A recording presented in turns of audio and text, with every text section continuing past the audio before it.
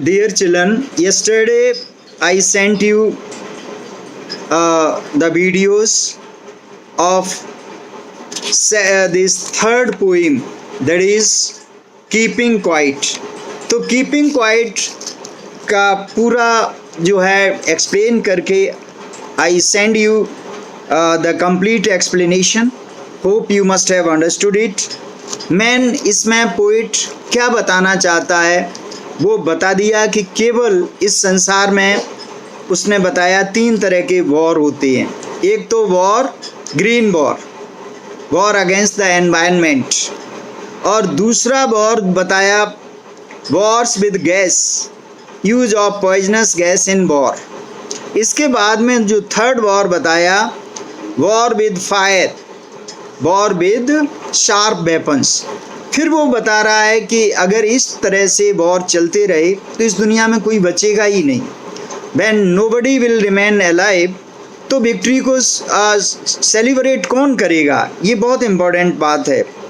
दूसरे पोइट ये बता रहा है कि जब हम फ्रॉम 1 to 12, अगर हम now we will count to 12. अब यहाँ 12 अनसर्टेन है. 12 बुक क्या बताना चाहता है? 12 सेकेंड, 12 आवर्स या 12 months, what does he want to tell. लेकिन इसमें वो बता रहा है कि इस संसार में, इस दुनिया में killing is going on, violation is going on. Fisherman जो है समुद्र में मछली, व्हेल जो सबसे बड़ी मछली, उनको पकड़ता है. इसी तरह से एक्सीडेंट्स होते हैं. इसी तरह से war with in the country and with other countries. अब लोगों की सलाह वो क्या दे रहा है कि हम बाहर निकल के आएँ in the new clothes, and we should behave like brothers and sisters. Like brothers, we must sit under the shady trees and we must be united. ये सलाह देता है. पोइट अंत में ये भी कहना चाहता है कि वो ये नहीं चाहता, he doesn't want that life should become inactive. Inactive life is just a dead life. वो भी नहीं चाहता है. And he just wants कि अगर हम थोड़ी देर सब कुछ शांत हो जाता है, रुक जाता है, तो दुनिया में बहुत बड़ा वायलेशन, बहुत बड़ी जो हिंसा है उसको रोका जा सकता है. Life of millions of people, animals, creatures can be saved. अब इसके बाद में इसके जो डिटेल्ड क्वेश्चन आंसर हैं I will send you. It's photostat, you can read them. अब जो इसमें दिए हुए हैं, what will counting up to 12 and keeping still help us achieve. अगर मान लीजिए वो बता रहा है कि what will counting up to 12 and keeping still help us achieve.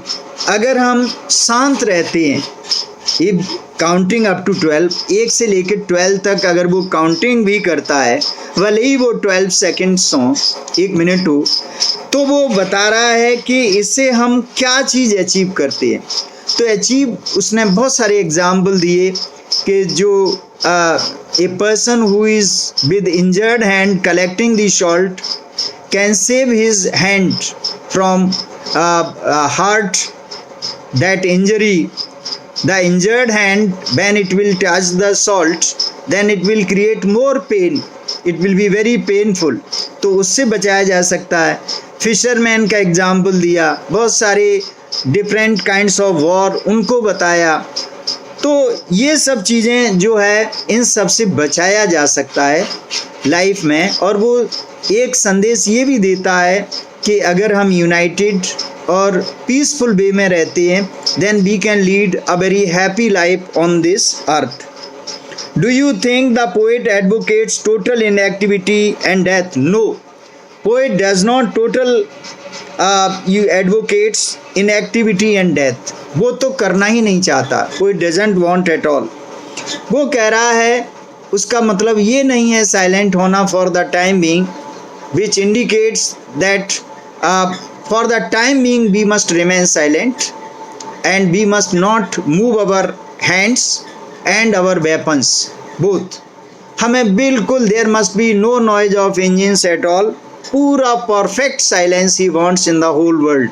कि इतने साइलेंस, इस थोड़े साइलेंस में ही बहुत सारी लाइफ्स को बचाया जा सकता है, बहुत सारा डिस्ट्रैक्शन उसको बचाया जा सकता है।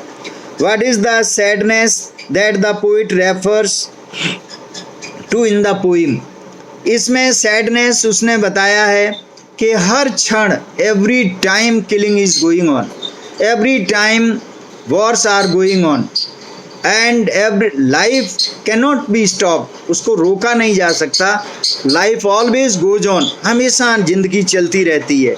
लेकिन वो इसमें ये भी सलाह दे रहा है कि अगर हम if we are not indulging in war, if we are not indulging in fighting and other unwanted activities, then a lot many lives can be saved, a lot of this destruction can be saved, ये बता रहा है। What is the sadness that the poet refers to in the poem? Last में ये है, what symbols from the nature does the poet invoke to say that there can be life under the apparent stillness? तो इसके लिए उसने बताया है कि जैसे ज़मीन के नीचे लाइफ, अर्थ जो है, from earth we are learning a number of lessons, बहुत सारे हमें लेसन्स इस पृथ्वी से मिलते हैं। अर्थ के नीचे जब हम किसी चीज़ को बोते हैं, सो करते हैं, तो वो सब इसमें मिल जाती है, बिल्कुल डिसअपीयर हो जाती है। लेकिन कुछ समय के बाद एक प्लांट के रूप में ये स्प्राउट होती है and it develops into a plant और ट्री। तो वो बता रहा है कि भी this earth is telling us, giving us the real secret of the life. So we must learn a lesson from the earth, because everything we achieve we get from this earth only. So the remaining other questions I have prepared and I'll send you, and then you will be able to understand the whole